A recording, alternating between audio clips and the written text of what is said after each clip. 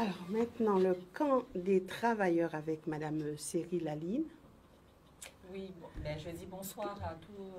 Le camp des travailleurs, oui. Dans toutes les circonscriptions, voilà, vous avez donc, un message à porter. Oui, donc on va ouvrier, donc nous sommes présents dans toutes les circonscriptions de la Guadeloupe.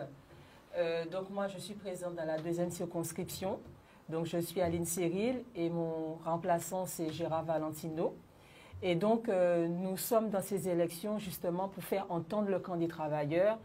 Et comme l'a dit le candidat précédent, ben, nous sommes dans une crise profonde. Et il y a le chômage qui augmente, la précarité qui augmente.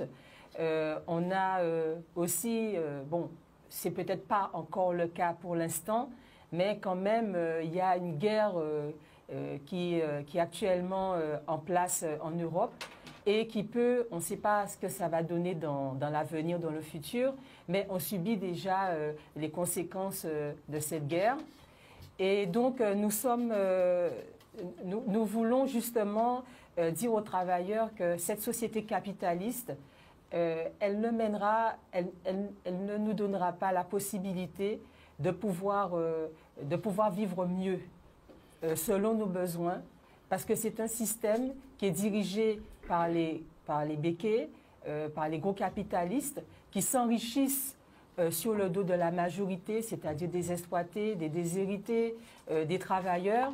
Et nous disons aux travailleurs qu'il faudra renverser ce système capitaliste parce qu'il mène l'humanité à la barbarie, il mène l'humanité à la misère. Comment porter cette voix à l'Assemblée nationale?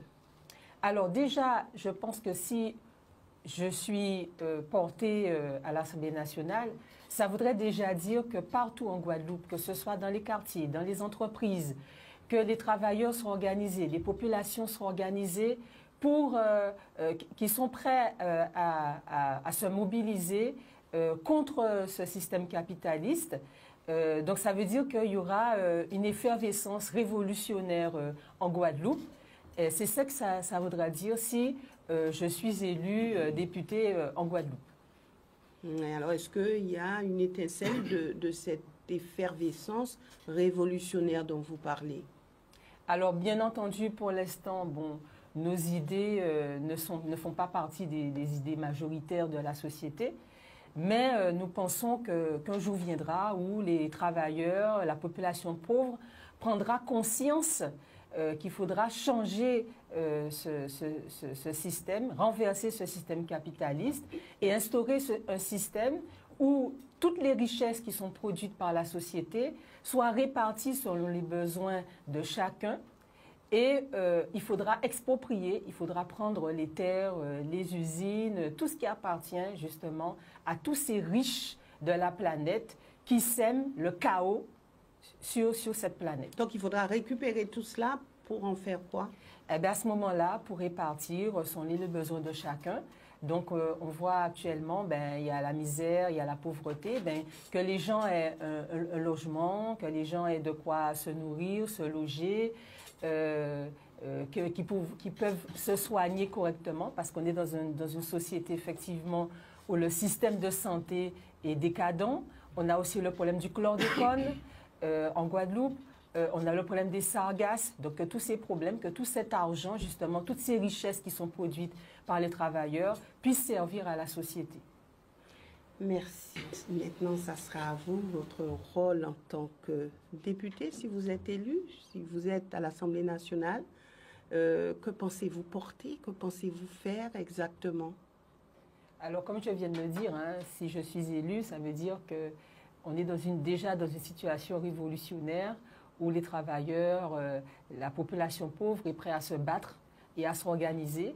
Alors nous avons un programme de lutte.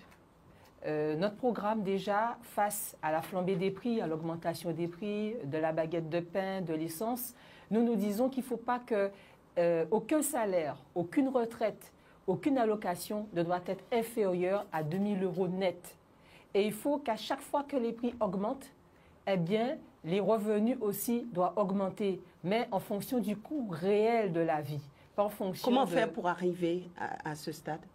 Ben, comme je l'ai dit, hein, c'est un programme de lutte. Hein, donc, Et il faudra que ce soit une lutte consciente et collective des travailleurs et de la population pauvre pour exiger ces augmentations.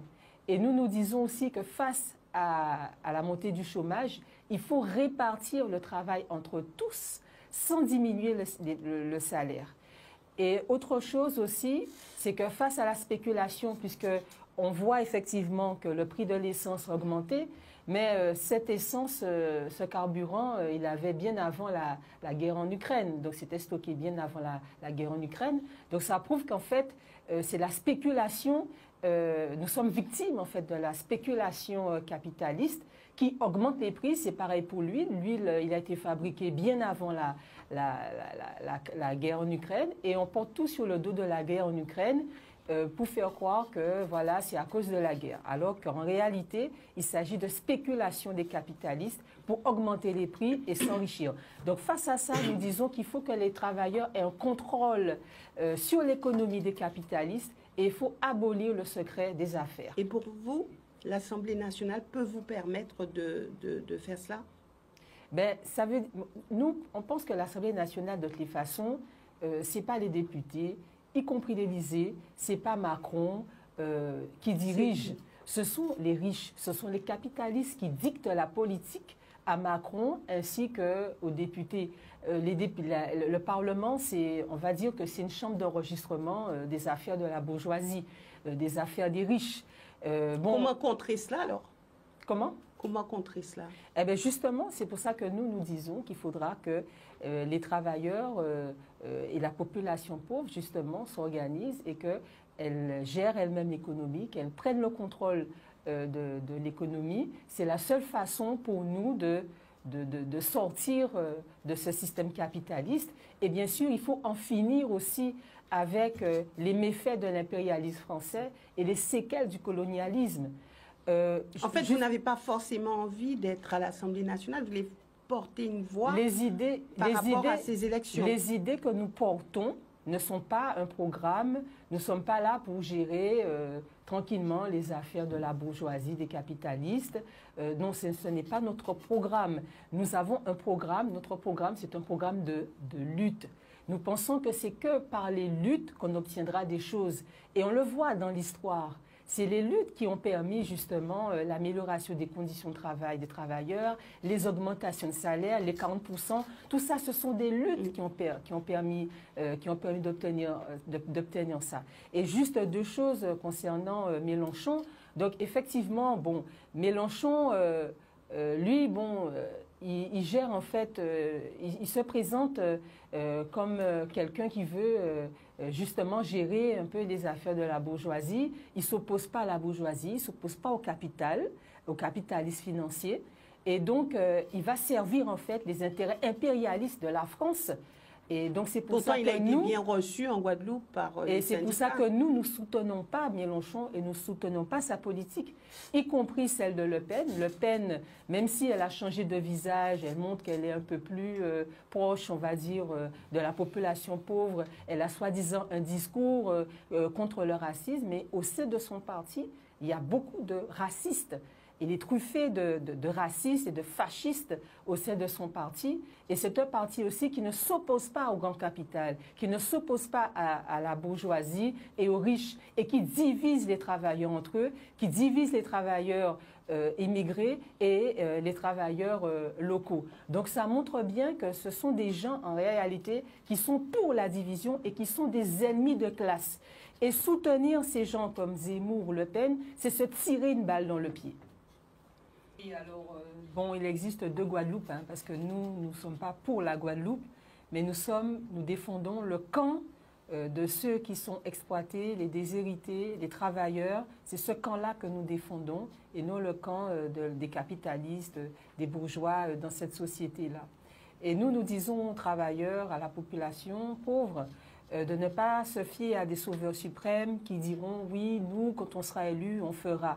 On le voit hein, durant toutes ces années, ce que ça a donné, toute la politique qu'ont menée les différents gouvernements et à la solde qui sont en fait des serviteurs des béquets, des capitalistes. On a vu le résultat pour les travailleurs, Puisque Hollande, quand il était en campagne, il a dit « mon ennemi, c'est la finance ». Et quand il est arrivé au pouvoir, eh bien, il s'est couché devant la bourgeoisie.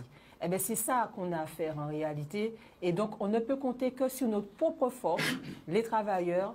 C'est une lutte consciente et collective. C'est que comme ça qu'on pourra obtenir des augmentations de salaire indexées sur l'augmentation des prix. On pourra obtenir contre le chômage la répartition du travail entre tous sans diminuer les salaires. Et il faudra que les travailleurs prennent le contrôle des entreprises et qu'on abolisse aussi le secret des affaires. C'est le seul programme, on va dire un programme de transition qui nous permettra de sortir en fait de cette situation catastrophique, de cette crise profonde du système capitaliste. Vous avez encore quelques secondes. Si vous Alors nous appelons les travailleurs, la population pauvre, à voter pour Combat ouvrier. Donc je suis celle qui représente Aline Cyril et mon remplaçant Gérard Valentino, tous ceux qui sont colère contre ce système et qui sont contre les méfaits de l'impérialisme français et des séquelles coloniales. Merci à vous.